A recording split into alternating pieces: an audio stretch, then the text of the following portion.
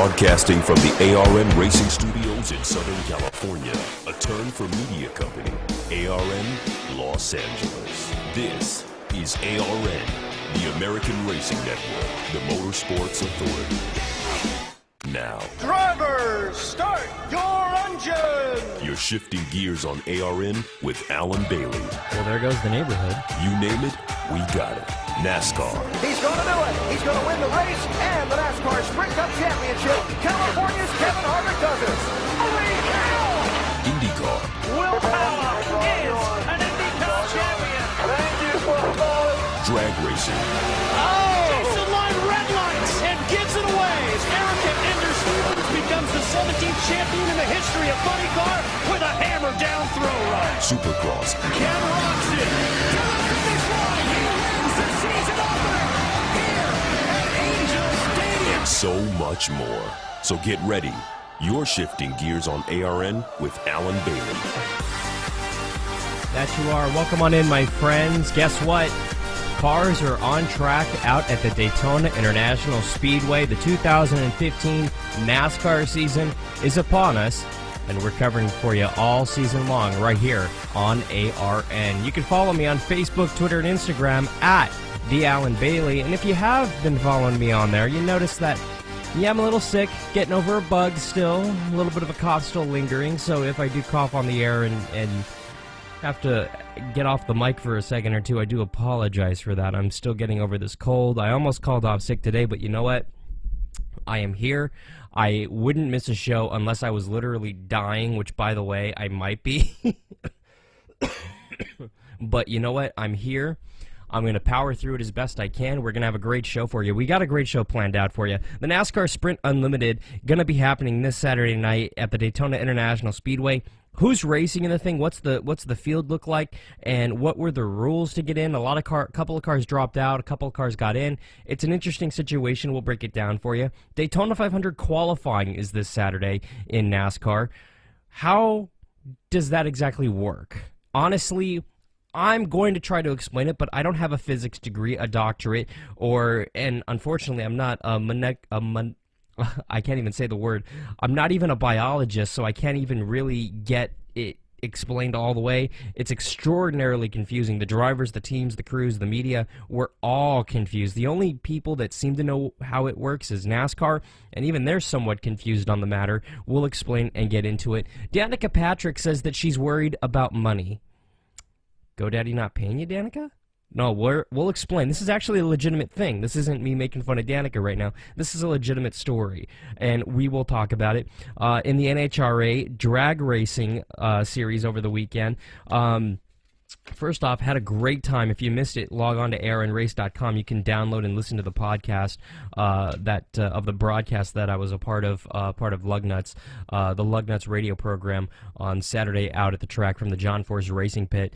That was a blast, man. I had an absolute fabulous time out there at the Winter Nationals. I got to meet a couple of you, which was just spectacular. We gave away some prizes, some tickets and things. Very, very cool. If you didn't get a chance to make it out and listen to that broadcast, I highly encourage you, go onto ARNrace.com under the podcast section and go ahead and download that 2-hour broadcast. We got a chance to hang out with a lot of cool drag racers, including John Courtney, Brittany Force. Robert Height didn't stop by, but I talked to him earlier in the week. That was great. Antron Brown checked in. That was very, very cool. And one of the coolest interviews I ever did was when John Force came down and we all hung out and got a chance to talk to John on that broadcast, which was very cool. Probably one of the funniest broadcasts I've ever been a part of. So I highly encourage you to go listen to that. That was a blast. Special thank you to John Force Racing for helping out with that one, as well as Gordon Stewart for letting me sit in and hog some airtime on his program as well. But it was the Circle K Winter Nationals that wrapped up over the weekend. And yeah, you winners and losers, obviously we have that whenever we go out there. It was, I'm looking for my sheet here. Where did it go? It was Sean Langdon, it was Jason Line, and it was Matt Hagan who ended up winning in their respective classes, Funny Car, Top Fuel, and Pro Stock. We'll get into that. And why John Force Racing, even though they changed sponsors and car numbers and everything, or not car numbers, but sponsor and car manufacturers rather, they are not out of the deep end of the pool yet. They're still kind of drowning at this point. I'll explain. We'll get into that as well. Plus, in Supercross, believe it or not, I not only was at the Winter Nationals, but I was also out at the race down in San Diego. I did double duty on Saturday. I went down to San Diego and I got a chance to watch that amazing race. Truly, it was a great race out there, especially in the 450 main. That was just insanely good. But some great racing out there. I got a chance to hang out. We will talk about that. Vicky Golden going to be attempting her 250 debut this weekend in Arlington. We're going to go ahead and replay an interview that I did a couple of weeks ago with her, and it was a very interesting interview. Talked a lot excuse me, talked a lot about just women in general in racing, as well as her personal venture in racing, as well as really just Supercross racing in general and the toll it takes on your body. And with her preparing to race this weekend, or attempting to make the main event this weekend in 250, I think it's important to re-air that. So we're going to re-air that later on in this program, actually. And I got to tell you right now, if you go ahead and you're near a TV, you go ahead and turn on Fox Sports 1. Cars are on track. NASCAR Sprint Cup Series practice for the NASCAR Sprint Unlimited this Saturday out on the track right now. Currently atop the speed charts, Kevin Harvick right now. No surprise, the defending champ is on the top right now, followed by Matt Kenseth, Jeff Gordon, Casey Kane, Greg Biffle, Dale Earnhardt Jr., Ricky Stenhouse, Jamie McMurray 8th, Danica Patrick 9th, and Kurt Busch 10th right now on the speed charts. The rest of the field looks like this, and as I said that, everything's shuffled. Matt Kenseth to the top of the speed chart right now. Kevin Harvick 2nd, Jeff Gordon 3rd, Casey Kane 4th, 5th, Kurt Busch 6th, Tony Stewart 7th, Greg Biffle 8th, Danica Patrick 9th. We have Carl Edwards in his new ride, Dale Earnhardt Jr. with his new crew chief in 10th, Ricky Stenhouse Jr. 11th, 12th, Eric Almirola 13th, Kyle Larson 14th, Jamie McMurray 15th. We find Clint Boyer, who took a lap and then didn't complete the lap and went into the garage area. We'll get you an update on what's going on with him when we get back. We do know that currently Matt Kenseth is atop. It's a green racetrack right now. There has been no accidents or anything of that nature. The practice has just started. It's going to be going on through the course of the next hour, the next 50 minutes, give or take, as well as, coincidentally, the course of this program. See how that just happened to coincide just so perfectly? It was amazing how that ended up just working out absolutely perfect. So do me a favor, don't go anywhere. When we get back, we're going to talk some NASCAR. We're going to get into the Sprint Unlimited, break down the field, who's racing, how do you make the Daytona 500 field. We'll get into it. Don't go anywhere. You're shifting gears right here on ARN, the Motorsports Authority.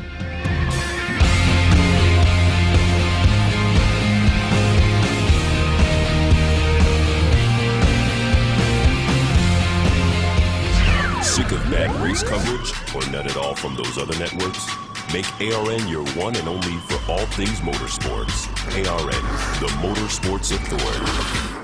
Hey guys, it's Alan Bailey, and I wanted to tell you about when I first got started in broadcasting. Something that I tried to do was I tried to build my own website with one of these free website builders, and it was really bad. I ended up spending hours and hours working on this site, and I didn't get it the way I wanted. I hated the colors, I hated the options, I hated everything about it, but I needed a website. So reluctantly, I launched the website, and it wasn't good. I didn't get any business or any traction from it. The website was horrible. In order to put a .com on there, I had to pay all these huge fees and all these hidden fees. Once I got past all the fees, it would have been thousands and thousands of dollars for just a very simple website. So I ended up taking it offline. Fast forward years later, I called Apollo Aesthetics. When I was getting ready to build my personal website, I decided to heck with it. I'll spend the money. And I didn't care how much it was, anticipating spending thousands and thousands of dollars. And then, when I got the quote from Apollo Aesthetics, boy was I shocked, because the price was super, super low. Monthly payments with a low down payment. I gotta tell you, I've had such a pleasant experience. I'm not building any other websites. I've learned my lesson. I'm going straight to Apollo Aesthetics. Aesthetics so they can build it right and they can do everything that I need. Whether you're looking to build a website, design a logo, figure out your hosting, your emails, and social media accounts, Apollo Aesthetics can help you with all of these, including building a shop for you to sell your product online. Log on to apolloaesthetics.com to request a quote. That's apolloaesthetics.com. What is one NASCAR Unites wristband capable of doing? It can inspire a child to go farther in school. It can construct a brand new playground for kids who've never had one. It can introduce a child with a serious illness to his or her favorite NASCAR driver. I'm Tony Stewart. I wear my band to Unite for Kids. Band together with me by logging on to www.nascar.com/unites to pledge your support.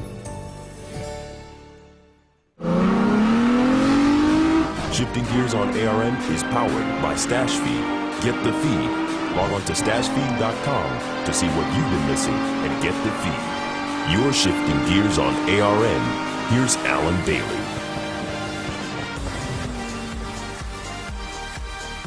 Can you hear that? It's cars on track at Daytona. Yeah, that's right. We've got a pack on track right now, currently leading the speed charts. Casey Kane, Jeff Gordon, Matt Kenseth, your top three right now. Only about a little under 20 cars, 15 cars actually, have head out onto the racetrack so far. Jimmy Johnson, chief among them, who hasn't. But Casey Kane currently atop the speed charts with about 41 minutes remaining in the practice session for the NASCAR Sprint Unlimited this Saturday night at the Daytona International Speedway. They were too wide, about 8 or so deep. Now they've kind of gotten single filed out. Right now, Greg Biffle currently leading the pack right now with Matt Kenseth and Kyle Larson in tow right now. Doing some bump drafting out there, boys. I like the bump drafting. I like seeing it. We're getting aggressive so far in this practice session out at the Daytona International Speedway.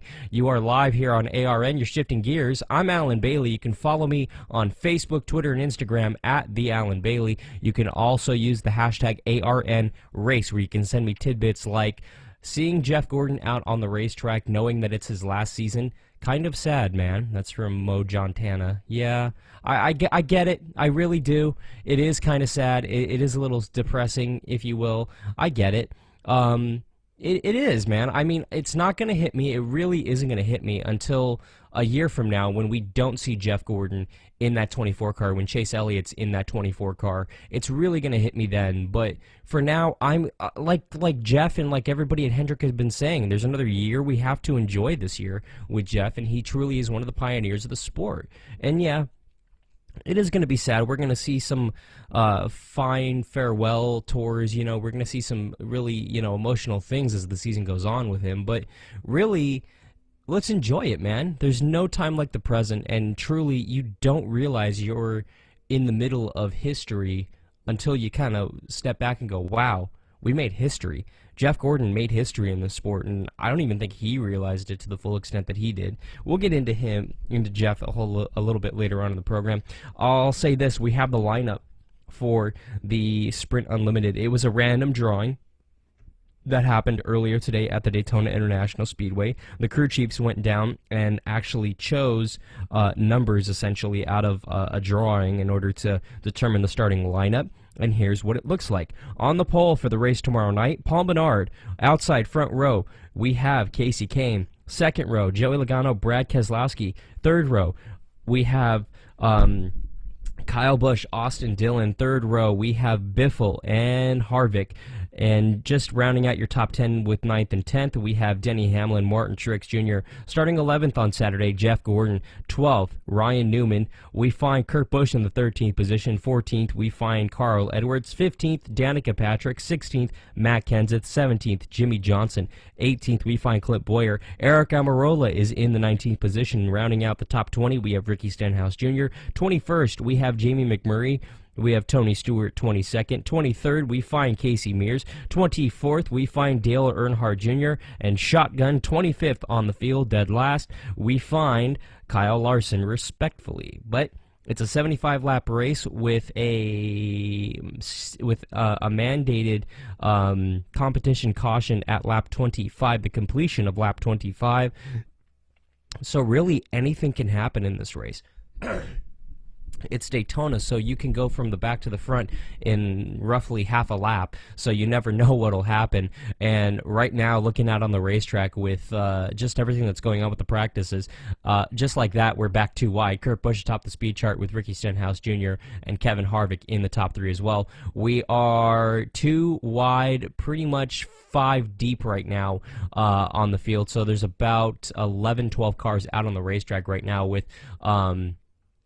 we have the 14 car on the inside, the 22 on the outside, with Danica Patrick on the outside, and the 5 and the 24 on the inside. And yeah, here comes Happy to make it 3 wide. Go figure. Gotta love racing at Daytona again, man. They're putting on quite a show, and this is just practice, and I'm absolutely loving it, man. If I'm staring up at this TV screen, I apologize, because I'm truly having fun watching these guys get out on the racetrack. Fox Sports 1, you can check out the coverage right now, and there is roughly 37 minutes remaining in this practice session. It is one of a couple practice sessions that's going to be happening later today, actually, because at the completion of this practice session, this is actually a practice session for, I believe, the Daytona 500, if I'm not mistaken, but after this practice session, there is a final practice as well later tonight as well. So lots of cool stuff happening tonight, and I absolutely love it. I truly do out there right now. I really do. But looking at the top of the speed charts right now, just to give you a quick update, Kurt Busch, Ricky Stenhouse Jr., and Kevin Harvick still atop the speed charts right now, and this is Sprint Unlimited practice that's happening right now. We'll have more practice sessions happening tomorrow, actually, for the 500, as everything kind of gets a little crazier after that. Qualifying for the Great American Race going to be happening this Sunday at approximately 1:30 p.m. Eastern Time on Fox. You can watch that. You can also listen online at motorracingnetwork.com. Also, the qualifying races are going to be happening this coming Thursday at 7 p.m. Eastern on Fox Sports 1, also on the Motor Racing Network. You can also listen to the happy hour practice for the Great American Race. You can also check that out on Saturday, next Saturday at 10:30. So we'll keep an eye on everything. You can keep an eye on arnrace.com in order to keep up on everything going on in and around the world of motorsports. And yes, we'll be on the air on Thursday. More information to come on that a little bit later on in the program for the Budweiser Dual Races that's happening basically about a week from now. I love it, man. Primetime racing. It's absolutely amazing. It's some of my favorite sport. It's some of my favorite thing to watch. It truly is. We'll have coverage of that a little bit later on this week, actually. Kurt Busch topping 200 miles an hour on the speed charts right now with about 35 minutes remaining in this. So basically, what happened, what's going on with who made this race, who didn't make this race, and basically, it got very crazy because we had a couple of people who pulled out of this race, and it really set the bar for just craziness, for lack of a better term, with everything that was going on in and around just everything in general going on with the field for the Sprint Unlimited. But basically, AJ Allmendinger was eligible to race in this race, and he denied it. He said, no, I don't want to do that. Basically, AJ Allmendinger planned not to do it. Brian Vickers, who was a pole winner last season, also was eligible, but since he is not medically cleared to race until the 3rd race of the season, he's not racing. So Clint Boyer, Paul Menard, obviously they're in as well. Brian Scott won a pole. He's not running the event. So Casey Mears is now in the event as well. So everything kind of got very crazy with all of that. That's why you don't see Brian Vickers, obviously, and that's why you don't see AJ Allmendinger as well as Brian Scott in the field. And yeah, how you qualify for the Sprint Unlimited is you have to win a pole in the previous season. And keep in mind, you have to run basically all the races, or at least attempt all the races. You have to have won a pole in the previous season, and or won this race in the last 10 years, and or qualify for the 2014 NASCAR Sprint Cup Series chase. So the top 16 drivers in the points essentially were guaranteed a spot in this. So it was a 25-car field by process of elimination. And basically, NASCAR rules stipulate that if one driver fails to accept their responsibility of racing this race or chooses to not race this race, that falls onto the next person, which is what happens for Clint Boyer, Paul Menard, and now Casey Mears. Those 3 drivers going to be racing in this race this weekend. Now, the Sprint Unlimited, it was the Budweiser shootout for those of you who are old school like me, and trust me, I've almost said that a few times on the air today. I've stopped myself. I've been good so far. So stop keeping track, Twitter. Okay, I mean it. Seriously, hurts my feelings. But no, when you look at it, it's really interesting to see how everything shakes out because basically this was the warm-up. This was the, hey, let's go have some fun with the guys who earned a chance to go get some more seat time out on the racetrack before the Great American Race, and that's what the intent was. And now with the start times of the races kind of being a little different, it works out kind of perfect because when the race was during the day, everything, or when the Daytona 500 was raced primarily during the day, everything got a little wacky because you had just random start times, basically. The green flag is going to drop at 1 p.m. local time, which means we're going to be not ending this race pretty much as the sun is setting, whereas in years past we've had the race end in the sun in the pretty much during the middle of the day. We've also had this race, the Great American Race, end at night, which to me was so bizarre. We had a string of bad luck right there with weather where we were running the Daytona 500 essentially at night as a night race. Remember racing it on a Tuesday night? Yeah, that was crazy. But no, it was really strange to see that race finish at night, and I hated it personally. I thought it was totally bizarre to me. It really truly was, because to me the Great American Race was always run during the day. And yeah, I have nothing against night racing. I love night racing, but don't mess with the Great American Race. That's my race, that's your race, that's our race. Leave that race alone. That's a very special, important race, and that needs to be kept at its start time. And I like the fact it's starting during the day because basically you're racing at night really gave the Sprint Unlimited guys, the guys who raced it, a real advantage. And now that the Budweiser duels are at night, that advantage is somewhat there because the drivers who ultimately are qualified for the race, more or less, the Daytona 500, can use the Sprint Unlimited to really gain knowledge on the track and really gain knowledge of what the cars do over the course of a 75-lap race.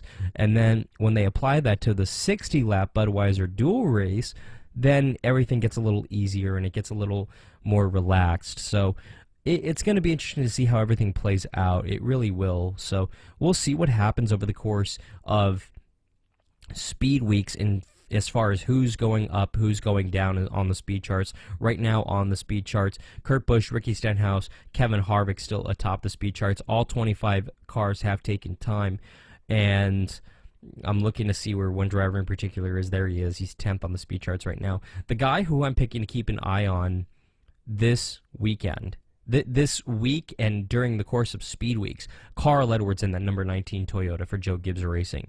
Simply because drivers who have left Roush Fenway Racing have a tendency of being really good within their first few seasons out of the gate.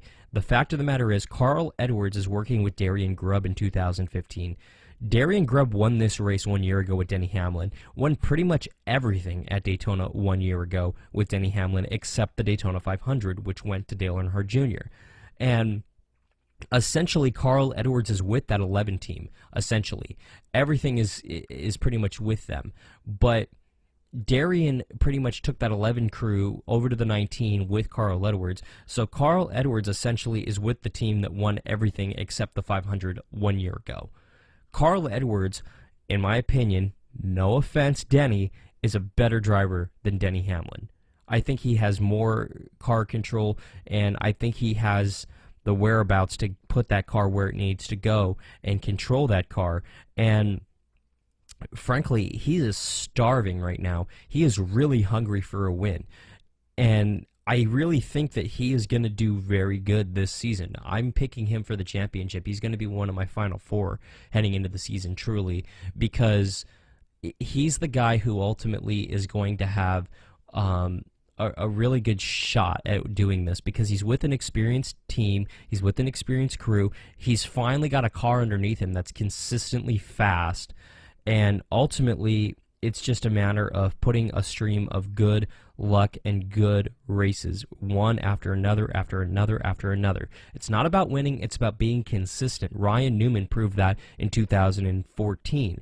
I think Carl Edwards is going to rack off at least 3 or 4 wins in 2015, if not more, and I think he'll be one of the final 4 drivers battling for the championship come Homestead in 2015. But as far as Speedweeks 2015 is concerned, I really am picking him to win a lot of these races. I'm keeping an eye on him to win the Sprint Unlimited.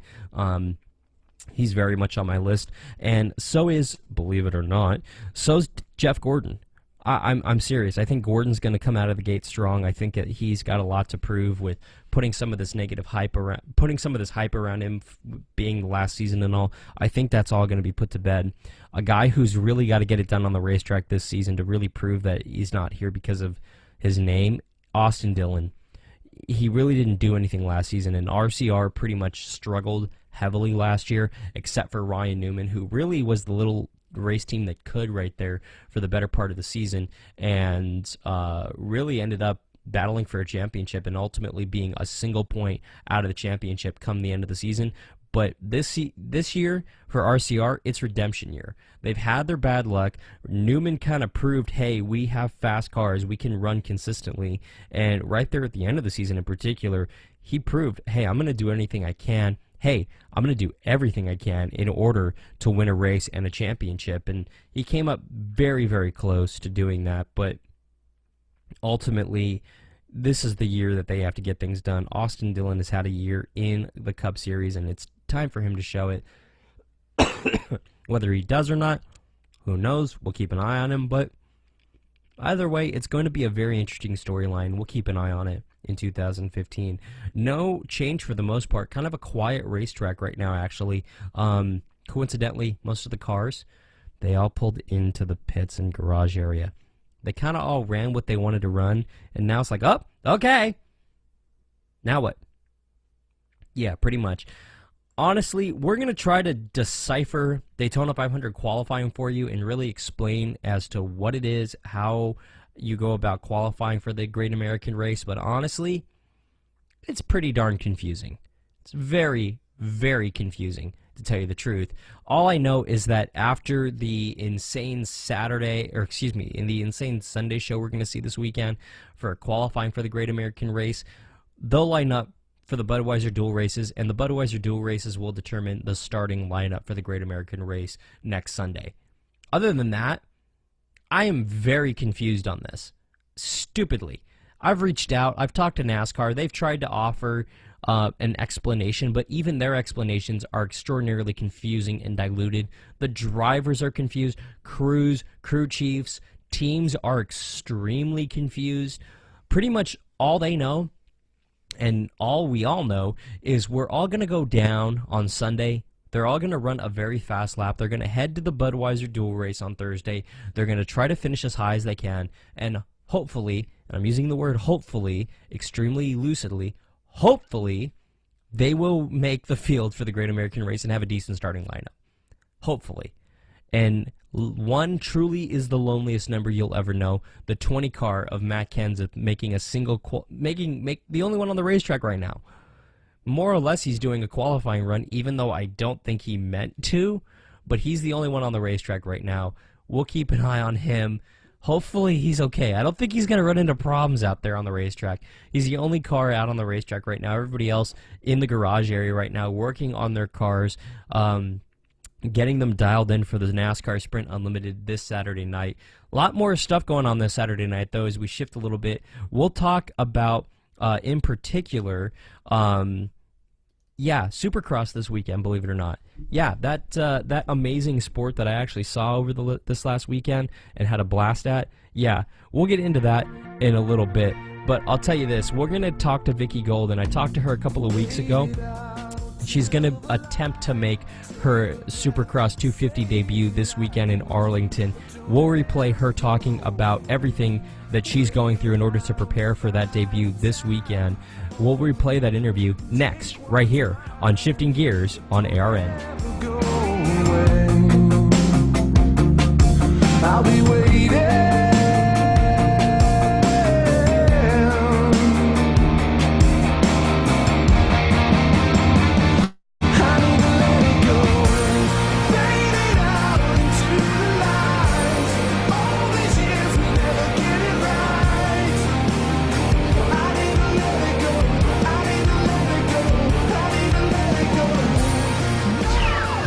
ARN anywhere.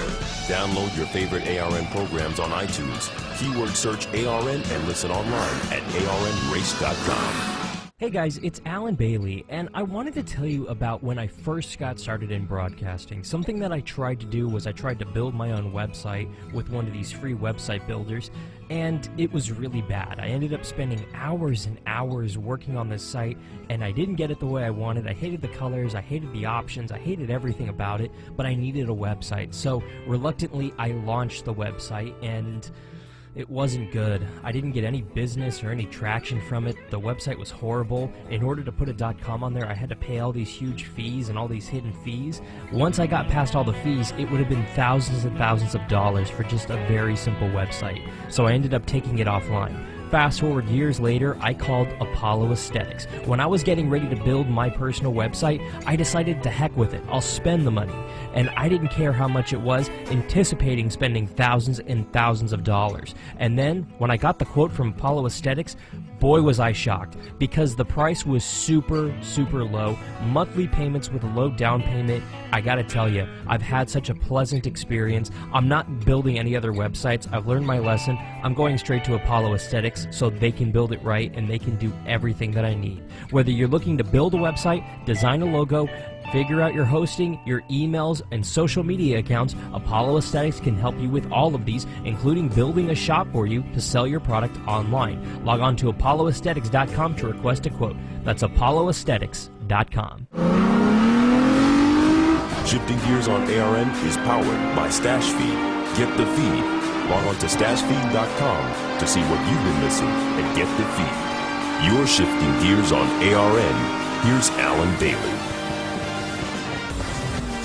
We're out here getting ready for Supercross 2015 Anaheim 2, but I'm out here with Vicky Golden, and she's looking to do something kind of cool. She's looking to make her debut in the 250 class later this season, and excited, nervous, both?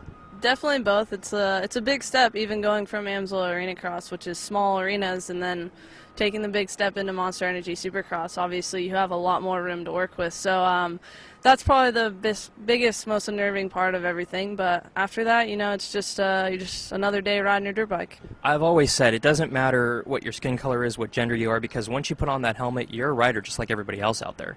Pretty much, yeah. I mean, it's just basically getting down to it of what you want to do. It's, you know, if you want to race Monster Energy Supercross, cool. If you want to go ride in the hills, go ride in the desert. It's just, at the end of the day, that's kind of what it's all about. So, you know, I chose to try and kind of qualify for Monster Energy Supercross just because, you know, it's, you know, our careers don't really last as long as the typical career in any other sport, I guess you should say, is. And so I just wanted to make sure I was able to kind of accomplish everything I want to accomplish, and I guess this is kind of on my bucket list. Well, it's absolutely something that only a handful of people in the world get to do, so you can see why you would want to do it. Looking at just the physicality of it, I mean, it's just, for any rider, it very much puts a beating on your body. What does your body feel like after you've been out there riding for a few hours? You just joints sore, muscle sore? What's it like? Everything sucks. It's I'm not going to beat around the bush. I mean, obviously injuries are pretty common in this sport, so to be healthy, or at least somewhat healthy, is a pretty rare thing. I mean, just me right now, I mean, I have a torn ACL, torn MCL, like, just stuff just accumulates, and you can't always go to the doctor every time you crash. So just stuff accumulates, and you kind of just gotta work with it. And yeah, every day you clip something a little bit or don't land just right, it'll take a toll even on your, you know, your worst imbalances in your body. You got to woman up in some cases, right? Yeah, pretty much. That's kind of how it is here. You you just kind of learn to live with it. It's almost weird if you are healthy. What is your ultimate goal? You want to try to get into the 450 class at some point in the future? I really haven't thought of too much future-wise in this series. It's just more of just kind of taking it one step at a time, one race at a time, and just kind of see where we go with it, see where we're going to start off and what we need to work on, and just progress from there. When you look at it, other sports are kind of male-dominated. In racing, Danica Patrick's kind of leading the flag for women in NASCAR. Do you feel like you're leading the flag for women in Supercross, or is it just something that you don't even think about, you can't think about? I guess I am, but I really don't even think or honestly care about it. It's just, it may sound selfish or not, but it's just I'm here doing it for myself. You know, I want to prove that I can do it, and you know, there's obviously going to be people who can or can't think I do it, so I'm just, you know, I can't really think about everyone else. It's just more being out here to prove to myself that I can make it happen. And we're out here in Anaheim. You look at the track, it's beautiful. Have you gotten a chance to walk the track? It's still being constructed right now, but have you been out there and checked it out a little bit? I haven't been able to really check it out except for basically where we're standing, just kind of in the stands. And, you know, I really haven't been on a real Supercross track, you know, for at least a part of the series and anything like that. You know, we have practice tracks that are pretty close, but, you know, obviously not the real thing. So I'm just going to kind of take today and take it, you know, just kind of learn and see what I need to work on and just see the differences between a practice track and the real thing. And you look at it, I mean, really, weather is such a big factor in Supercross because of the dampness of the track and the dirt, etc. But do you think that, like, those tiny factors, do you think that you practice enough so that you know what a wet track feels like versus a more dry track? Definitely, for sure. It's almost in where you live too. I've lived in California my whole life, so this kind of dirt is more accustomed to dry, hard pack, and you kind of get used to riding on that type of surface. Now when I go back east, it's going to be a different type of surface, different dirt. It's going to be a lot softer. It's going to be a little harder to read, and you're just going to have to work on, it's kind of the way with surfing. You got to read the wave, and you got to read the dirt the same way. So just going to have to get something to get used to. But, you know, and another thing is ruts, which is probably the hardest part for Cali kids to get used to, because like I said, we have dry dirt. So we don't really accumulate a lot of ruts, whereas East Coast, the dirt's so soft that a couple bikes go through the same line, it gets a lot deeper really quick. So that's another thing to get used to, at least for me. And you got to look at it this way too. When you're driving on or riding on a practice track, rather, you have one or two riders out there, and the ruts aren't as deep. But you know, after 10 laps at a Supercross event, those ruts are fairly deep. Exactly, and that's just something to get used to. That the amount of riders on the track, and you know, I've been thankful to be able to ride a lot at Lake Elsinore Supercross track, and there's actually a lot of riders that go there. So we've been accumulating a lot of ruts, and there's been a lot of riders on the track at the same time. So it does get a little overwhelming at times, but it's good. I just need to get used to it. And I mean, one of the final thoughts here before I let you get out of here is you look at everything that's going on in motorsports, and everybody kind of focuses their attention on Supercross at the beginning of the season. All of the racing community kind of watches Supercross and pays attention. And this year's slogan is the hashtag Who's Next. And do you feel, as somebody who's kind of been training through it and watching, obviously, the 450 and 250, do you feel that this is a different year, a different feel? Because it certainly feels like that from the stands from where we're sitting. As a fan point of view, it's definitely been one of the gnarliest Monster Energy Supercrosses I've ever kind of watched, and you know, the 450 class has never been this gnarly, I feel like, to where, you know, you have guys that are so good on a dirt bike and they're not making main events. You know, it's a crazy stacked field right now, and I mean, it makes it good to watch, but it's definitely mind-blowing when someone as fast as, you know, whoever it may be, not making it, or even going to a semi and not qualifying out of their heat is still pretty crazy. And as well as the lights, you know, we always have fast riders, you know, coming through the fields, even in, you know, the rookies coming and shining through. So this year has been a really great season, at least so far. We've only had 2 rounds, and stop number 3 I don't think is going to be any less exciting. I got to agree with you on that one. And you looking at it, you said it right there, qualifying into the main. That's the goal. And what's your biggest challenge, you think, to qualify for these mains as a rider? Right now I'm just going to try and focus on qualifying for the night program. It basically consists of making, you know, 1 fast lap and then comparing it against everyone else's fast lap. So that's just kind of something I struggle with, is making that one fast lap that it takes. I'm more of a racer than a practicer, so it's just me adapting to that, which is the same way in Amsoil Arena Cross. You have to make that fast lap to be able to qualify. So it's just trying to get a little bit of luck on my side, and then once we go racing, I think a main event would be a good goal to set on. But right now we just need to focus on making those fast lap counts in the practice. Well, good luck in 2015 in your career, and hopefully we'll see you in a main very soon. I hope so too. Thank you. That's Vicky Golden right there. Got a chance to catch up with her at Anaheim 2 about a month ago, actually. And, I mean, you could tell right there she was a sponge, and she was very much soaking up everything. And she's going to try to make her 250 debut this weekend at Arlington. So we'll see what happens ultimately. It's one of those things where truly we're really just going to have to see what she can do. She said it right there. Making the main event is going to be the big struggle for her. She's not a fast qualifier. She's not the type of rider who's going to go down there and get 1 or 2 good laps in. She's the type of rider who's going to go down there and last the longevity, and you can definitely tell with how she rides in just arena cross and everything. So we'll see what happens with her. We wish her the best of luck this weekend, but ultimately we have to seriously think, I don't know, Vicky, she might not make that main event. And to be perfectly honest, if she makes the main event, that's icing on the cake for her. But if she doesn't, it's not the end of the world by any stretch of the imagination.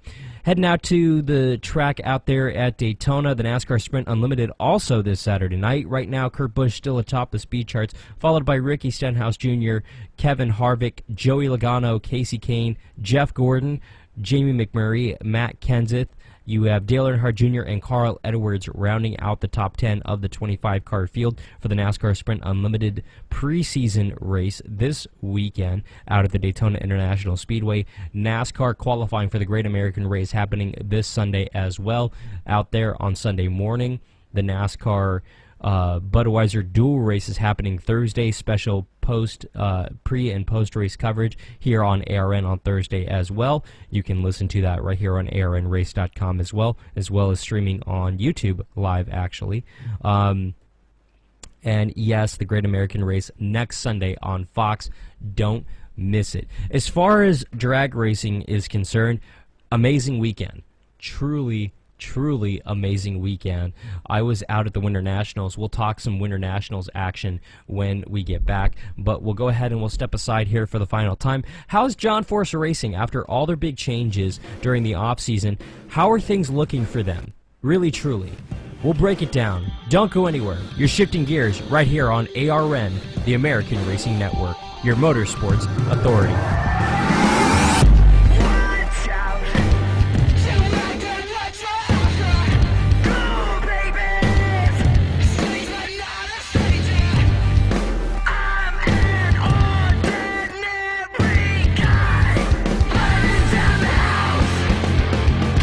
Sick of bad race coverage or none at all from those other networks?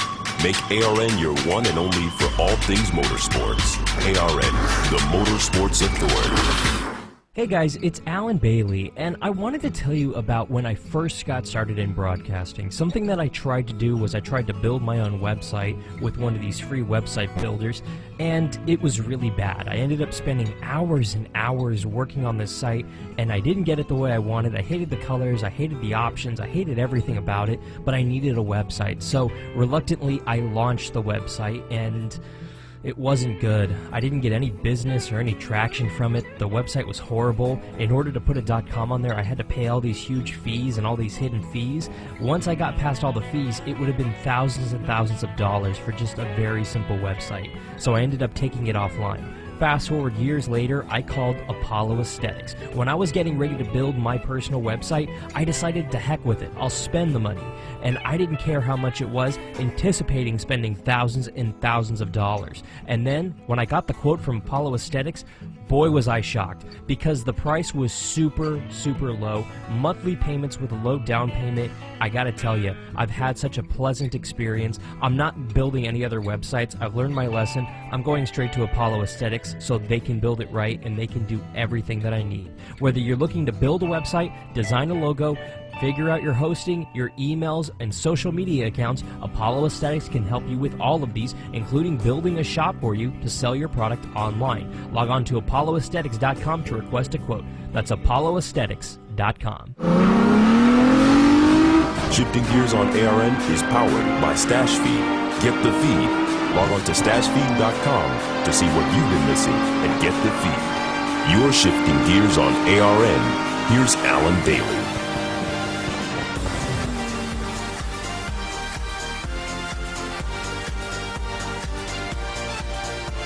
Not only is NASCAR on track this weekend, Supercross on track in Arlington as well. So we have Supercross in Texas, Arlington to be exact. We have NASCAR getting their preseason kicked off with the NASCAR Sprint Unlimited this Saturday night. And, oh, by the way, we had the NHRA Mellow Yellow Drag Racing Series kick off their 2015 season with the Winter Nationals out in Pomona over the weekend. So I went to the Winter Nationals this year. Awesome weekend. Truly. It was an amazing weekend. I had a blast out there. I didn't get to spend as much time in Pomona as I would have liked because not only did I do the race in Pomona and Winter Nationals in Pomona, but I went down to San Diego, covered San Diego on the same day, and then went to an expo in Los Angeles the next day. So I was kind of there for the beginning and the end. I didn't get to stay for the middle part, unfortunately, but I did get to hang out in Pomona in the pits and just hang out and relax a little bit. And truly, Sean Langdon winning in Top Fuel, Jason Line winning in Pro Stock, and you had the reigning funny car champ, Matt Hagan, open up the 2015 NHRA season by taking her into victory lane on this last Sunday, out at the Circle K NHRA Winter Nationals at the historic Auto Club Raceway at Pomona. Truly awesome weekend. But looking at everything that happened, I mean, it was interesting to say the least. Let's start in funny car. Why not? You had Hagan and Caps right there going head to head for the eventual top seed right there, and Hagan got it. But really, you start there. Courtney Force, she made it all the way up and into round 2, but she didn't make it past that. So really, kind of a disappointment there. You look at John Force, and he didn't go anywhere. He was just not great. He got defeated round 1 very early on. And same thing with Robert Height. Robert Height actually made it all the way to the semis, but didn't go into the finals, unfortunately. So John Force Racing very much struggling. You look at what Courtney did in Top Fuel. Where is she on my sheet here? Courtney just really didn't do much. Courtney Force. Brittany Force, rather. She didn't make it past the first round either in her class either. So John Force Racing, they went through big changes, and we've talked about it here on the program. We've documented it.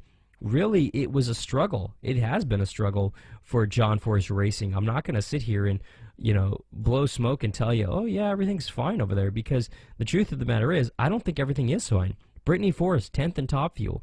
You had in Funny Car, Robert Height 4th, you had Courtney Force 6th, and you had John Force 15th out of 16 cars. The Force cars are not looking good right now. They are struggling, to say the very least, and that is a shame. They went through major changes during the offseason. When I talked to John during Media Day on Wednesday, he looked like he had aged 20 years overnight when I saw him last. It was insane. John didn't have the normal energy, didn't have the normal kick in his step. Am I saying he needs to retire? Absolutely not. Get that thought out of your head. I'm saying that the stress of looking for a sponsor and the stress of all the changes that comes with the manufacturer change and everything else really was weighing down on the guy. And I really, truly felt for him, to tell you the truth. You could tell he wasn't himself. He was very kind of a calm demeanor, kind of low-key demeanor at Media Day. Normally he comes into Media Day excited and thrilled, and you could tell he wasn't having that this year. He wasn't excited to be there. And no, I didn't get that vibe during the interview. He was willing to do the interview with me. He did an interview with me, did a couple interviews with me actually over the weekend. And by the time race day came, he was more excited, but you could tell he needed more time. John Force Racing needed more time during the offseason in order to get everything in order. And unfortunately, they didn't get it. Nobody got it. But they'll bounce back. It's just a matter of time at this point. But we'll ultimately see what happens with John Force Racing. But for the first part of the season, they're going to struggle heavily. But seriously, Matt Hagan, he's going to back up this championship this year, going out there and winning in funny car. Are you kidding me? This guy is fast. That team is right on track, and they know what they're doing. They're going to be a threat, a serious threat at that point, for that fact, to seriously go back-to-back this season. I honestly thought with the new Mopar bodies and engines that everything would be a little bit different and that they would need a little time to get going, but honestly, they came out of the gate very, very strong in that Rocky Boot Mopar Express Lane Dodge Charger RT, winning in the final round on Sunday with a time of 4.011 seconds, 320 mile per hour, to hold off his teammate Ron Capps. So truly, Don Schumacher Racing, they're firing on all cylinders right now. John Force Racing, will they catch up? That's the story that we have to keep an eye on. Will they be able to bounce back from this? I think they will. I think it'll take them at least the first half of this season, but they'll bounce back. They truly will. It's just a matter of time. Give them a little bit of time. They'll be back where they need to go. Mark my words. And yeah, they have this weekend, they're not racing. They have a little bit of a break. The good thing about the NHRA Mellow Yellow drag racing season is that everything is a little bit different and everything is a little bit easier on you. Phoenix coming up next weekend at Wild Horse Pass Motorsports Park. So that's very cool that they get a little bit of time off in order to more or less catch their breath, because in drag racing, everything is very quick and very fast-paced. Now, excuse me. Now, looking at NASCAR real quick, very quickly, no change in the top 10 on the speed charts right now. 25 cars have taken time in the practice session, which is going on right now out at the Daytona International Speedway for the NASCAR Sprint Unlimited at Daytona this weekend. But looking at everything right now, I want to go over something that has fans a little bit, that is going to be very different than what we've seen.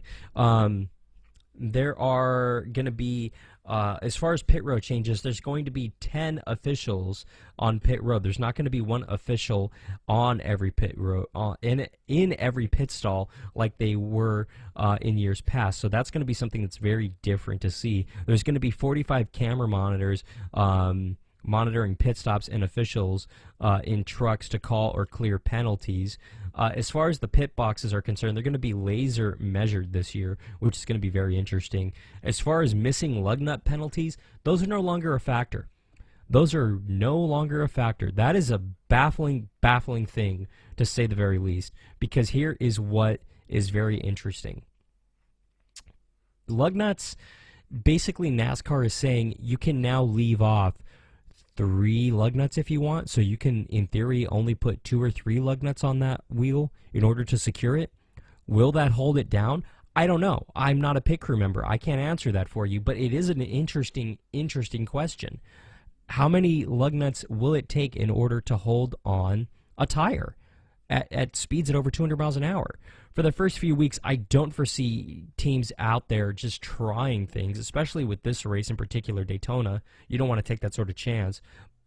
But honestly, that's a big change for 2015. No side skirt manipulation.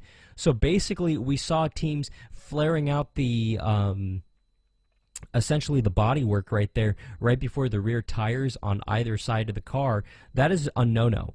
Basically, what that was doing is it was creating downforce, it was creating side force. That's no longer something that they can do. Also new this year, no fueling can start on the car until it is stopped in the pit box, which is something that pit crew members had been experimenting and trying in 2014 and in years past, because frankly, if I can get that fuel tank in, if I can get the fuel can into the car an extra second earlier, that makes up a big difference by the end of the pit stop. It truly does. So now that that's gone, it's A, a little safer, and B, a lot smarter of NASCAR to take that ability away, because now they don't have to worry about it and they don't have to think about that, which is something that is a little interesting and a little different. And it just so happens to spawn this week's open letter to NASCAR.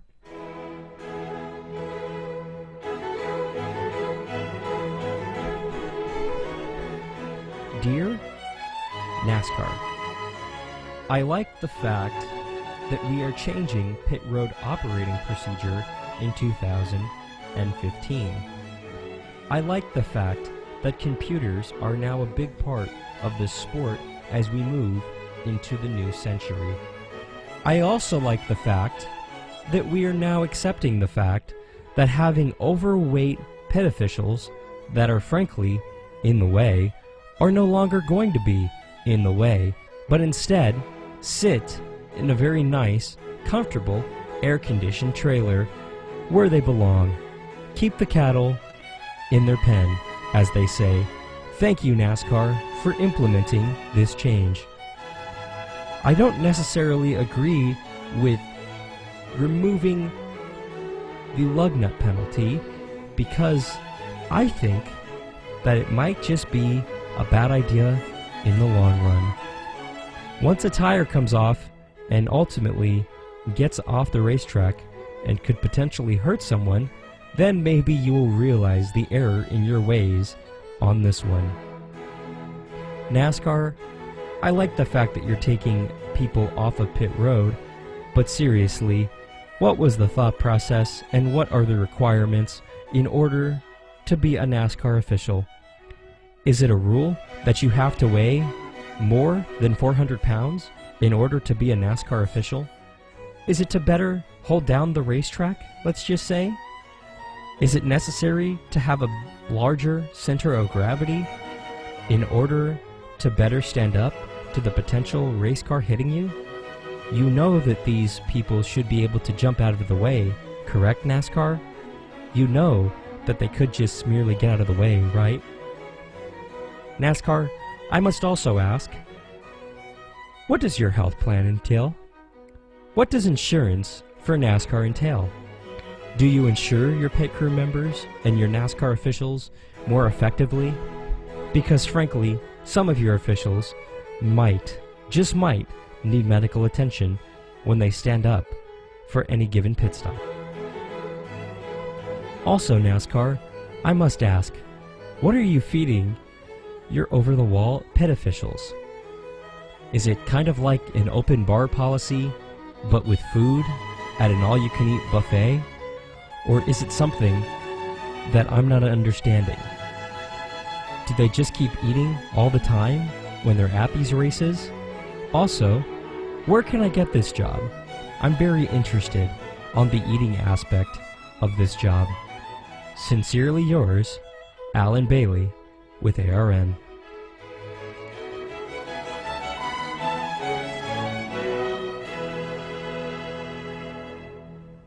I always feel a highbrow class whenever we, for some reason, keep the United States Postal Service in operation. Like that. Stick that there. Okay. I'm mailing that to NASCAR later today. And by the way, those open letters are 100% legitimate, and they're also brought to you by our friends at StashFeed.com. Get the feed. Log on to StashFeed.com in order to stay up on all the happenings in the world. So, a couple minutes left in the program, so I get to talk about a couple of different things. What am I going to watch this weekend? Well, obviously, I'm going to watch qualifying on Sunday, but Saturday we have the first dilemma of 2015. A dilemma, in this case, is where we have more than one race going on at any given time. And right now, the main dilemma just happens to be that we have Supercross in Arlington happening at the exact same time as the NASCAR Sprint Unlimited on Saturday night in Daytona. So what is my solution to this? 2 TVs, ultimately. No, but for real, just basically I'm flipping back and forth between the two, but I'm also TiVoing both of them as we speak. So we'll see what happens ultimately, but ultimately I am going to be watching Supercross a little bit more closely than I will the NASCAR event, because the NASCAR event is going to end, they'll end about the same time, but ultimately I'd rather watch the NASCAR event because it'll be a little bit more exciting in the beginning than Supercross will. Supercross is going to get better as the night goes on, but we're going to see some great racing all night long from both series, but ultimately I'm going to have to pick one at one point or the other. But ultimately, there's a little bit more downtime in Supercross between the heat races and such, so hopefully I'll use that time in order to flip on over and watch some NASCAR Sprint Unlimited this Saturday night. As far as my pick for this weekend, well, ultimately, I'm simply picking Carl Edwards. I'm picking him to win the NASCAR Sprint Unlimited this weekend, and I'm also going to pick him to win the pole. I think he's got something for him. I truly do. But we'll see. We'll see. Kind of a sad note here, actually. In less than 24 hours, broadcasting has lost two of the greatest people to have ever turned on a microphone, and it's heartbreaking. Former KTLA broadcaster Stan Chambers unfortunately passed away this morning, and radio legend and voiceover icon, truly a golden voice, Gary Owens, passed away last night in his home. And I mean, you talk about the people that inspire you to get into your business. Gary Oldman, truly, he was before my time, but when I was learning about broadcasting and learning about everything, I went back and I listened to some of the stuff he did, and I learned about him. And I absolutely loved Gary Owens, and I truly loved just his take and his style, just truly iconic and truly groundbreaking stuff, and he took it to a new level. And I am deeply saddened today. I truly am. I mean, to lose Gary and Stan in less than 24 hours, less than 12 hours, really, it's heartbreaking, and it's gut-wrenching, and it's just inconceivable to think about at the same time. It's truly devastating to the broadcasting field, and truly to the Chambers family and to the Owens family. We at the American Racing Network offer our condolences. Our thoughts and prayers go out to you tonight, and we truly wish you all the best this weekend. So truly, I am deeply saddened by this, and it's something that I think a lot of broadcasters are going to reflect on over the course of the next few days. Both of their families, I'm sure, will need some support. So hopefully friends and family can reach out to them and really support them. You have our support here at the American Racing Network as we think of you tonight. And on that note, we're unfortunately out of time. That is the broadcast for today. I'll simply say this: Stan Chambers, Gary Owens, may you rest in peace. Truly, you were groundbreaking men, and really, you will never be forgotten or replaced. You can never be replaced, and you will never be forgotten. May you rest in peace. To the friends and family, our thoughts and our prayers are with you tonight.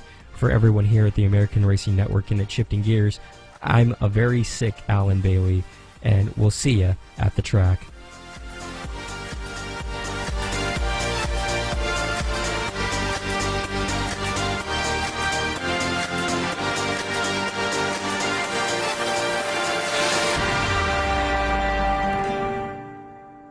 Been listening to the American Racing Network, a Turn for Media company. This is ARN, the Motorsports Authority.